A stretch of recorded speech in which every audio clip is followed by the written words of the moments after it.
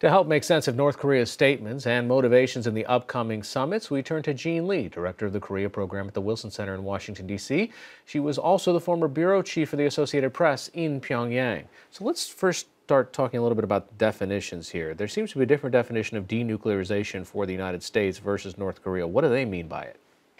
For them, they've been talking about denuclearization for a long time, and they mean denuclearization of the entire Korean peninsula, not just them giving up their nuclear weapons, but the United States also removing its nuclear umbrella over the South Korean region as well as Northeast Asia. So they're not necessarily saying that they are going to stop all of their nuclear programs. It's just specific to the nuclear test site and the missiles at this point. Exactly. And we need to remember that even though this is such a dramatic statement, the North Koreans have said this before. It's not the first time they've agreed to suspend nuclear weapons and ballistic missile testing. Just a reminder, it was only 6 years ago that the North Koreans agreed with the United States to place a moratorium on this type of testing in exchange for significant aid and concessions. And then just a few weeks later, test launched a long-range rocket. And so that deal fell apart. So it's not new. It may seem dramatic, but longtime North Korea watchers will tell you that we've heard this before. Well, how does this factor into North Korea's long-term plan?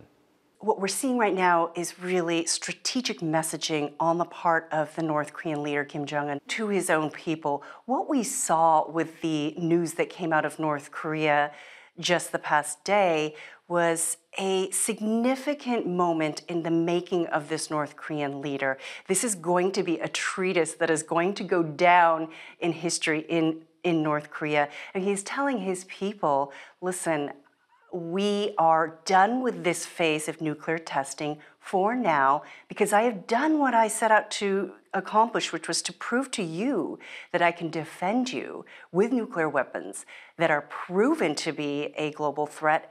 And that means that makes us untouchable. So he's telling his people, not only are we untouchable because we've reached this point with our nuclear weapons program, but also that it makes us a world power. And we see that in the language in that treatise.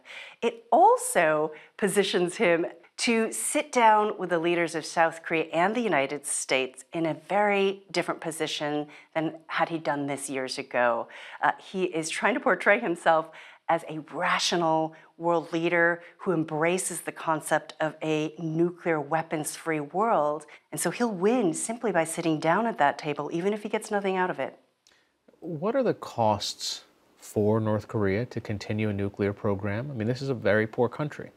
And this is partly why he's telling his people, look, I know that we've sacrificed a lot by pouring our meager resources into this extremely costly nuclear weapons program that has taken quite a toll economically, not only in terms of the cost, but in terms of sanctions as well.